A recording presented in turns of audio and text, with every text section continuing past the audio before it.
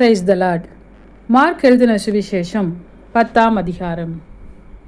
அவர் அவ்விடம் விட்டெழுந்து யோர்தானுக்கு அக்கறையிலுள்ள தேசத்தின் வழியாய் யூதேயாவின் எல்லைகளில் வந்தார். ஜனங்கள் மறுபடியும் அவரிடத்தில் கூடி வந்தார்கள். அவர் தம்முடைய வழக்கத்தின்படியே மறுபடியும் அவர்களுக்கு போதகம் பண்ணினார்.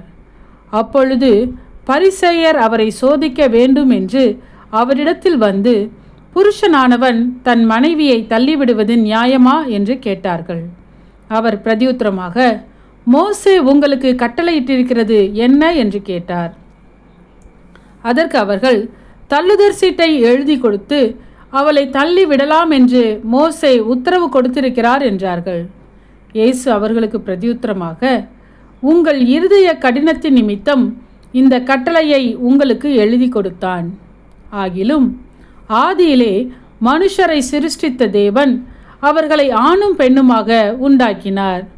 இது நிமித்தம் புருஷனானவன் தன் தகப்பனையும் தாயையும் விட்டு தன் மனைவியோடே இசைந்திருப்பான். அவர்கள் இருவரும் ஒரே மாம்சமாய் இருப்பார்கள். இவ்விதமாய் அவர்கள் இருவராயிராமல் ஒரே மாம்சமாய் இருக்கிறார்கள். ஆகையால் தேவன் இணைத்ததை மனுஷன் பிரிக்காதிருக்க கடவன் என்றார். பின்பு வீட்டிலே அவருடைய சீஷர்கள் அந்த காரியத்தை குறித்து மறுபடியும் அவரிடத்தில் விசாரித்தார்கள். அப்பொழுது அவர், எவனாகிலும் தன் மனைவியை தள்ளிவிட்டு வேறொருத்தியை விவாகம் பண்ணினால் அவன் அவளுக்கு விரோதமாய் விபச்சாரம் செய்கிறவனாய் இருப்பான்.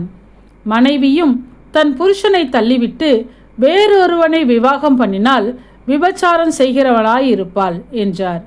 அப்பொழுது சிறு பிள்ளைகளை அவர் தொடும்படிக்கு அவர்களை அவரிடத்தில் கொண்டு வந்தார்கள். கொண்டு வந்தவர்களை சீஷர்கள் அதட்டினார்கள். இயேசு அதை கண்டு விசனமடைந்து, சிறு பிள்ளைகள் என்னிடத்தில் வருகிறதற்கு இடங்கொடுங்கள், அவர்களை தடை பண்ணாதிருங்கள், தேவனுடைய ராஜ்யம் அப்படிப்பட்டவர்களுடையது. எவனாகிலும் சிறு பிள்ளையைப் போல் தேவனுடைய ராஜ்யத்தை ஏற்றுக்கொள்ளாவிட்டால் அவன் அதில் பிரவேசிப்பதில்லை என்று மெய்யாகவே உங்களுக்கு சொல்லுகிறேன் என்று சொல்லி அவர்களை அணைத்து கொண்டு அவர்கள் மேல் கைகளை வைத்து அவர்களை ஆசீர்வதித்தார். பின்பு அவர் புறப்பட்டு வழியிலே போகையில் ஒருவன் ஓடி வந்து அவருக்கு முன்பாக முழங்கால் படியிட்டு, நல்ல போதகரே, நித்திய ஜீவனை சுதந்திரித்து கொள்ளும்படி நான் என்ன செய்ய வேண்டும் என்று கேட்டான். அதற்கு இயேசு, நீ என்னை நல்லவன் என்று சொல்வானேன்? தேவன் ஒருவர் தவிர நல்லவன் ஒருவனும் இல்லையே. விபச்சாரம் செய்யாதிருப்பாயாக, கொலை செய்யாதிருப்பாயாக, களவு செய்யாதிருப்பாயாக, பொய் சாட்சி சொல்லாதிருப்பாயாக, வஞ்சனை செய்யாதிருப்பாயாக, உன் தகப்பனையும் உன் தாயையும் கனம் பண்ணுவாயாக என்கிற கற்பனைகளை அறிந்திருக்கிறாயே என்றார். அதற்கு அவன், போதகரே, இவைகளை எல்லாம் என் சிறு வயது முதல் கை கொண்டிருக்கிறேன் என்றான். இயேசு அவனை பார்த்து அவனிடத்தில் அன்பு கூர்ந்து, உன்னிடத்தில் ஒரு குறைவு உண்டு. நீ போய் உனக்கு உண்டானவைகளை எல்லாம் விற்று தரித்திரருக்கு கொடு.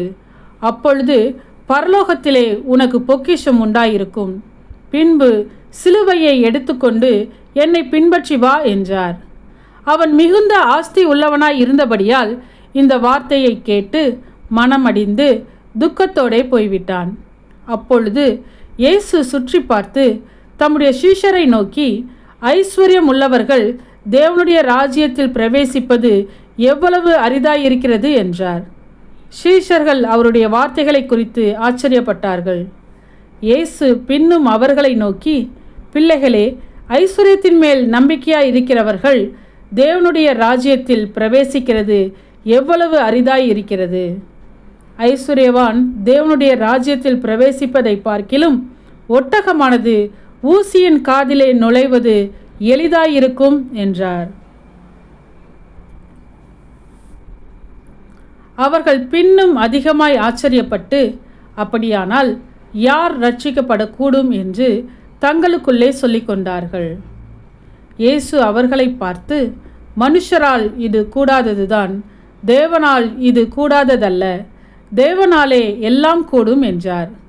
அப்பொழுது பேதுரு அவரை நோக்கி, இதோ நாங்கள் எல்லாவற்றையும் விட்டு உம்மை பின்பற்றினோமே என்று சொல்லத் தொடங்கினான்.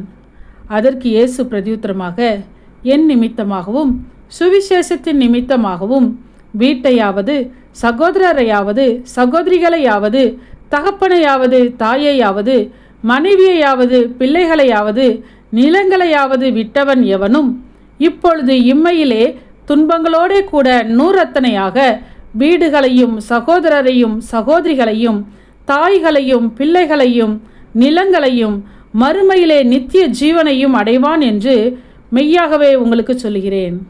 ஆகிலும் முந்தினோர் அநேகர் பிந்தினோராயும் பிந்தினோர் அநேகர் முந்தினோராயும் இருப்பார்கள் என்றார். பின்பு அவர்கள் எருசலேமுக்கு பிரயாணமாய் போகையில் இயேசு அவர்களுக்கு முன்னே நடந்து போனார். அவர்கள் திகைத்து அவருக்கு பின்னே பயத்தோடே போனார்கள்.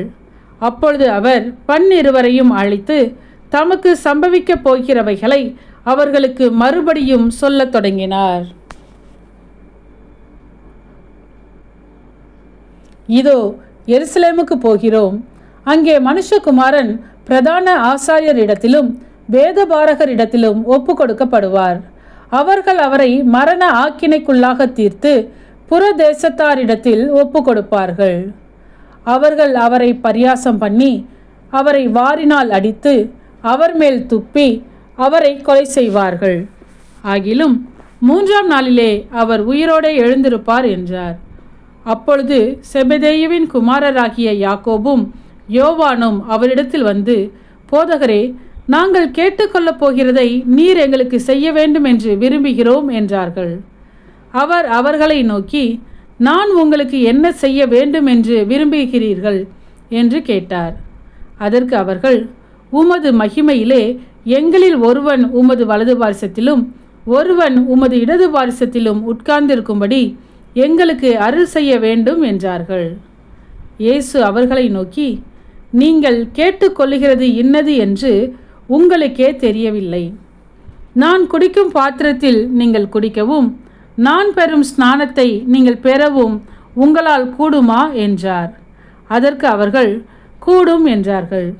இயேசு அவர்களை நோக்கி, நான் குடிக்கும் பாத்திரத்தில் நீங்கள் குடிப்பீர்கள், நான் பெறும் ஸ்நானத்தையும் நீங்கள் பெறுவீர்கள். ஆனாலும் என் வலது பாரிசத்திலும் என் இடது பாரிசத்திலும் உட்கார்ந்திருக்கும்படி எவர்களுக்கு ஆயத்தம் பண்ணப்பட்டிருக்கிறதோ அவர்களுக்கே அல்லாமல் மற்றொருவருக்கும் அதை அருளுவது என் காரியமல்ல என்றார். மற்ற 10 பேரும் அதை கேட்டு யாக்கோபின் மேலும் யோவானின் மேலும் எரிச்சலானார்கள். அப்பொழுது இயேசு அவர்களை கிட்ட வர செய்து, புறஜாதியாருக்கு அதிகாரிகளாக எண்ணப்பட்டவர்கள் அவர்களை இருமாப்பாய் ஆளுகிறார்கள் என்றும் அவர்களில் பெரியவர்கள் அவர்கள் மேல் கடினமாய் அதிகாரம் செலுத்துகிறார்கள் என்றும் நீங்கள் அறிந்திருக்கிறீர்கள். உங்களுக்குள்ளே அப்படி இருக்கலாகாது. உங்களில் எவனாகிலும் பெரியவனாய் இருக்க விரும்பினால் அவன் உங்களுக்கு பணிவிடைக்காரனாய் இருக்க கடவன். உங்களில் எவனாகிலும் முதன்மையானவனாய் இருக்க விரும்பினால் அவன் எல்லாருக்கும் ஊழியக்காரனாய் இருக்க கடவன். அப்படியே மனுஷகுமாரனும் ஊழியம் கொள்ளும்படி வராமல் ஊழியம் செய்யவும் அநேகரை மீட்கும் பொருளாக தம்முடைய ஜீவனை கொடுக்கவும் வந்தார் என்றார். பின்பு அவர்கள் எரிகோவுக்கு வந்தார்கள். அவரும் அவருடைய சீஷர்களும் திரளான ஜனங்களும் எரிகோவை விட்டு புறப்படுகிற போது திமேயுவின் மகனாகிய பர்த்திமேயு என்கிற ஒரு குருடன் வழி அருகே உட்கார்ந்து பிச்சை கேட்டு கொண்டிருந்தான். அவன் நசரேனாகிய இயேசு வருகிறார் என்று கேள்விப்பட்டு, இயேசுவே, தாவீதின் குமாரனே, எனக்கு இரங்கும் என்று கூப்பிடத் தொடங்கினான். அவன் பேசாதிருக்கும்படி அநேகர் அவனை அதட்டினார்கள். அவனோ, தாவீதின் குமாரனே, எனக்கு இரங்கும் என்று முன்னிலும் அதிகமாய் கூப்பிட்டான். இயேசு நின்று அவனை அழைத்து வரச் சொன்னார்.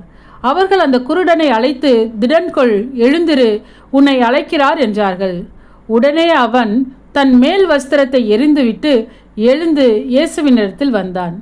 இயேசு அவனை நோக்கி, நான் உனக்கு என்ன செய்ய வேண்டும் என்றிருக்கிறாய் என்றார்.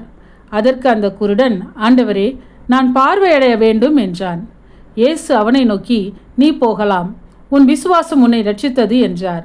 உடனே அவன் பார்வையடைந்து வழியிலே இயேசுவுக்கு பின் சென்றான். ஆமேன்.